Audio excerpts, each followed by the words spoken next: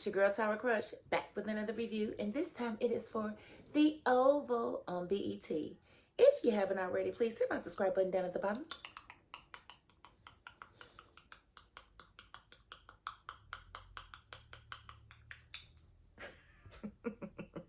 Thank you so very much. And listen, I know I'm talking a little low, but my grandson is in the room. He's knocked out, and I really don't want to wake him up right now.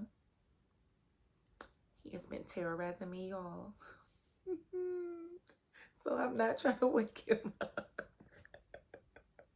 We love him.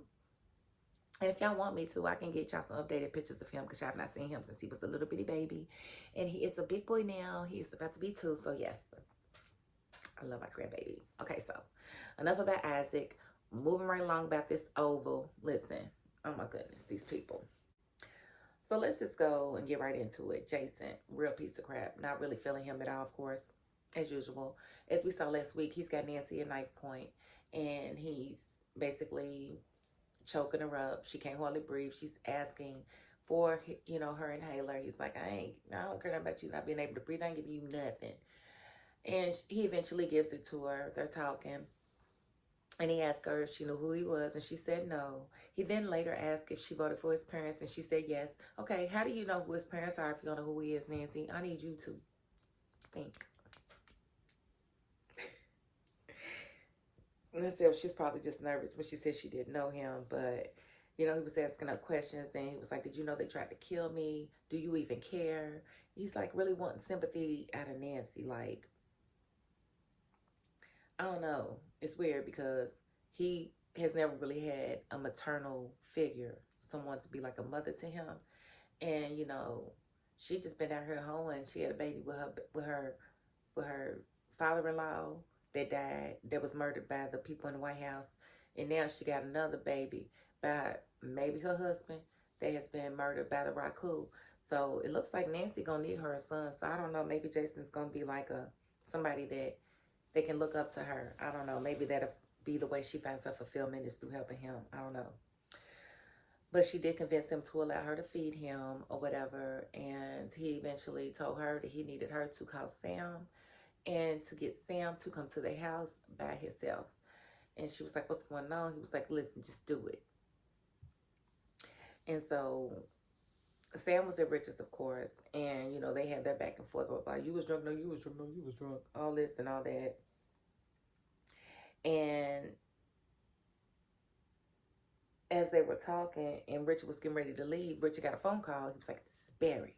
So somebody's calling Richard from Barry's phone. And, you know, he answered the phone. Of course, nobody said anything. And so he went on and left for work, but Sam told him, I'm running a trace on it. Don't worry, I'm running a trace on that call to see who it was. As he's trying to run the trace, who calls his phone? Nancy. Nancy calls, I really need you to get here, but come by yourself, all this and all that. And Sam is just being the least amount of cooperative. What's going on? I need you to talk to me. I need you to tell me what's going on. Of course, you are a Secret Service agent. Don't you know when somebody is talking in code and trying to get up off the phone? When you hear it, like, why are you asking all these questions? Clearly, she can't answer them. Clearly, you don't need to go over there by yourself either. Forget what she was talking about. But he said that he was on his way, and that was good for, you know, Jason to hear. And then we have Cal and Dale in the bed. I guess Cal got his way with Dale last night, and Dale is interacting like he didn't like it. He don't like Cal, blah, blah, blah, blah, blah. I'm leaving. I'm not staying here. What if Donald comes back? And the thing that really caught me was he was like, I'm going back to Alan's. And then Dale was like, well, I think y'all got something going on. First of all, is anybody going to stand up for Alan's manhood? Like, is anybody going to say Alan's not gay? Is anybody going to say that? Because throughout the whole episode, all of these inferences were made and nobody stood up for Alan's manhood. Dale says, maybe it's good that I stay with Alan because maybe then Donald will think that me and Alan have a thing going on. Like, why would you want anybody else to think somebody's gay that's not gay? That's not cool to me. I think that's weird. And to do it for selfish reasons just so that you cannot have your cover blown. That's crazy. So I'm trying to figure out, does Dale really like Cal but just didn't like the fact that he got shot? Or does Dale not like Cal at all? Because I thought he didn't like Cal because Cal was forceful and pushy and all of those things. But now it's seeming like he only didn't like him because of Donald, especially if he's ready to throw his friend in the gay train just so that he can be his cover for messing with Dale, for messing with Cal. I don't know. This seems weird. But then, Cal is trying to use his cards, and he asked Dale about Sharon. He was like, you like her, don't you? And he was like, yeah, I do. He was like, you want her to get out? So now Cal is acting like he can get Sharon out of jail, which I don't know how true that's going to be, especially after what's about to happen. I'm just saying. And, of course, Cal was definitely willing to entertain it because he misses his friend and he doesn't want her in jail. The FBI agents, the married couple, Link, and they want to get to Bobby and Max and figure out whether or not they're working for the same side of the White House or opposite sides of the White House. She does go in the house with Alan, and she asked him, does he know that Max and Bobby are sitting outside watching this place? And he was like, no. And he was like, but I figured they would be. I told you they would have somebody here watching. And she's trying to figure out if he knew them, and he was like, not that well. And he really doesn't. He hasn't had too many interactions with them, so they still don't know that they're working for the same people. And then we have Victoria in jail with Kareem and Antonio, and she's berating them when she realized who they were. And, Kareem's telling Antonio not to talk to her. Antonio talks anyway. Lets her know that he's told them everything. She called him a snitch and told him that she was coming for him. And then you got Kareem over there. I told you not to say nothing.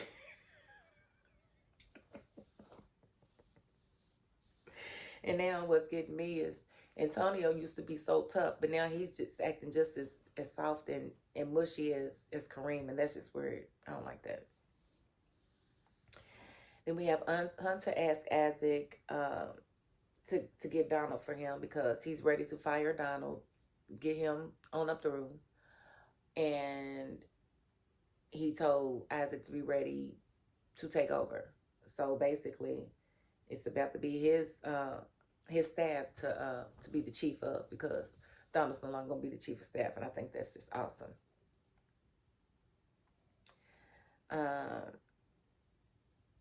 And then Bobby, who's sitting there waiting on the second lady, well, the first lady, he calls Max and asks Max, can Max go to the Oval Office and do the sweep, the security sweep for him, because he's stuck with the second lady and he don't think he's going to get over there in time enough for them to do the sweep to make sure there's no recording devices in the Oval Office. Max gives him hell, of course, because he told him that he was stupid for even putting it in there and blah, blah, blah, blah, blah. But he agrees to go and do the sweep for him. We see Donald and Lily. And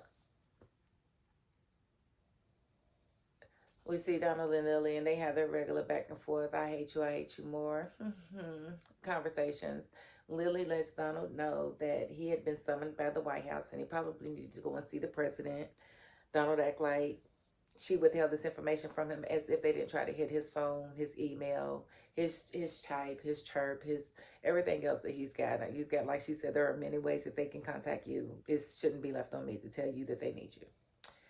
So he then tells her that the little officer that tried to help her that time get away, that they found him and gutted him like a fish, gave her pictures of him and everything. And she said she didn't really believe the pictures. She thought that they were photoshopped. And she knows how he plays, and she knows that he plays a lot of games. So she's not really buying it. And either way, dude wasn't her person, so she's not really tripping. And then he says, well, you just understand what it is. You do understand that you're never leaving me. And she was like, yes. And I'm thinking, shoot, over your dead body, I will. I bet you if I kill you, I'm going to leave you, Donald. You can't make me stay with you. You don't even want me.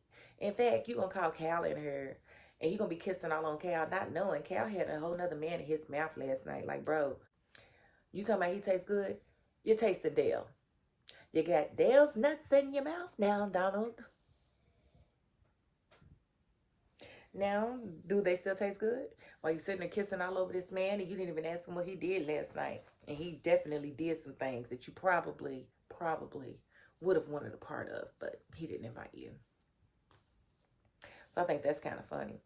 And Lily was just like, can y'all please jerk each other off or something so I can at least rub one out? Because this is boring.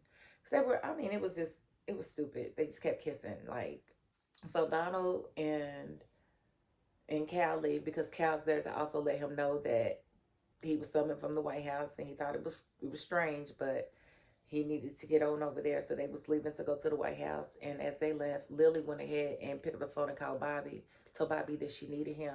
Bobby told her to quit calling me. You made your choice. You made your decision, and stand on it and quit calling my phone. And she was like, I really need you. Girl, shut up. Shut your face. You just bothering this man. So he hangs up. And as he hangs up, the second lady comes out and he greets her, lets her know that she looks wonderful, whatever. And let her know that the motorcade was waiting on her. And her phone dinged. And he was like, check your phone, ma'am. And she said, I'll get it in a minute. He was like, check your email. And she said, how did you know it was email? And he was like, check your email. And she checked it, and it was the video of Eli smashing Victoria. She was like, that bastard. That bastard.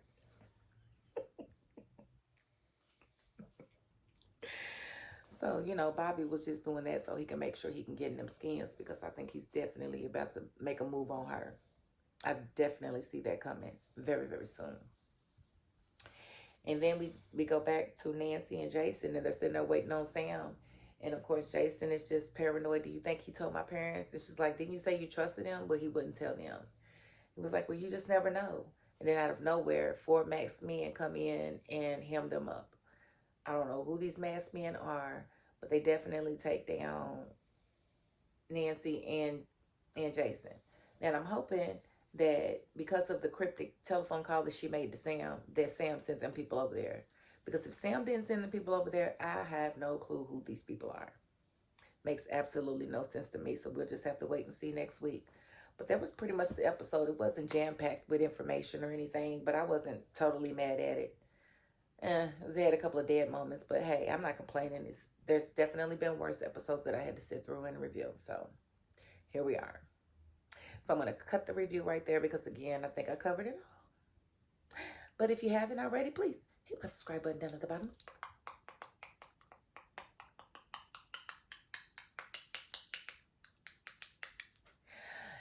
And I got through this review without waking my grandson up. Hey.